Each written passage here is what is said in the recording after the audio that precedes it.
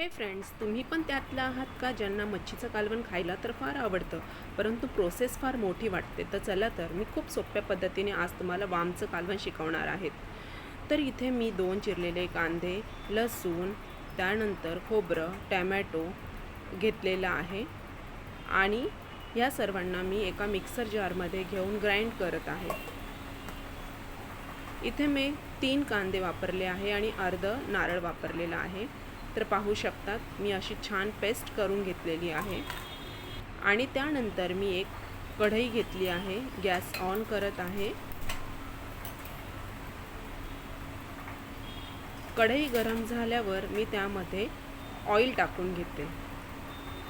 3 ते 4 चम्मच तुम्ही ऑइल टाकून घ्या. ऑइल टाकून झाल्यावर मी यामध्ये कढीपत्ता टाकत आहे.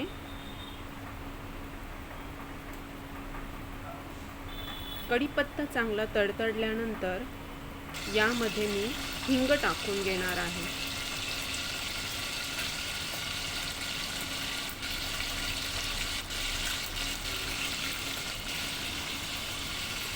तुम्ही पाहू शकता मी यामध्ये आता हिंग टाकून घेते. हिंग टाकून झाल्यावर जे मी काही बॅटर बनवले आहे ते मी यामध्ये टाकून घेते.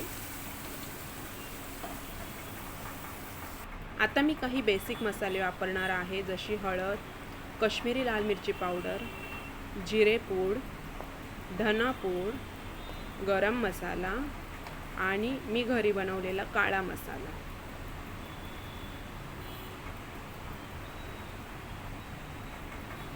आता मी हे मसाले या पेस्टमध्ये ॲड करते. मी इथे हळद टाकली आहे. हळद झाल्यावर 2 चम्मच मी यामध्ये काश्मीरी लाल मिरची पावडर टाकून घेणार आहे. त्यानंतर 1 चम्मच जिरापूड,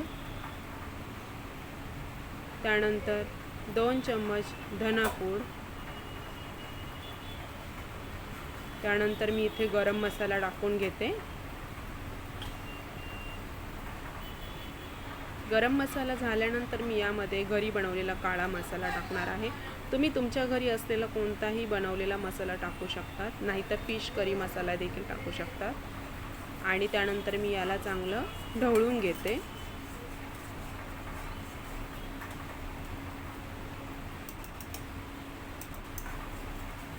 तुम्ही पाहू शकतात आता मी चांगल्या पद्धतीने मसाले ढवळून घेतले आहे.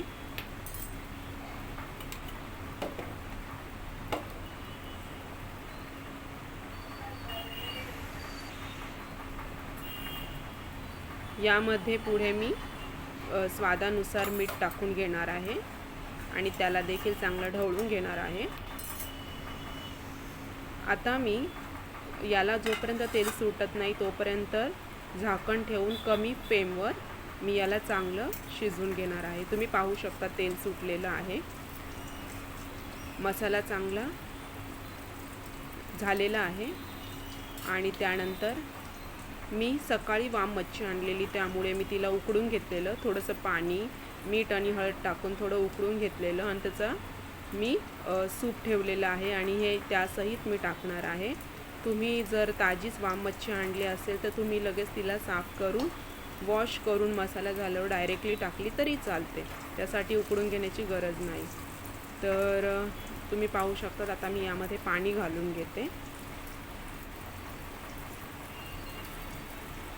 पाणी टाकल्यानंतर याला चांगला एक बॉईल येऊन देणार आहे मी.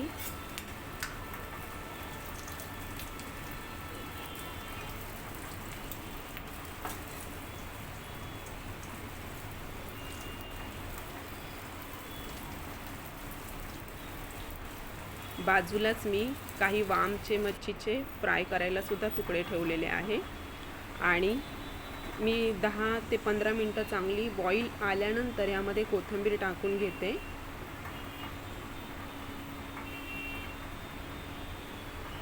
तुम्ही पाहू शकता की मस्त कालवण तयार झालेलं आहे. आणि इथे पहा मी मस्त थाळी तयार केलेली आहे. आहा, तुम्ही पाहू शकता मी येथे मस्त वामचं कालवण त्यानंतर हे तळलेले मासे, ज्वारीची भाकरी, भात, कांदा आणि त्याबरोबर लिंबू. आहा, काय छान थाळी तयार झालेली आहे. तर प्लीज तुम्ही घरी ट्राय करा, एक नंबर होणार.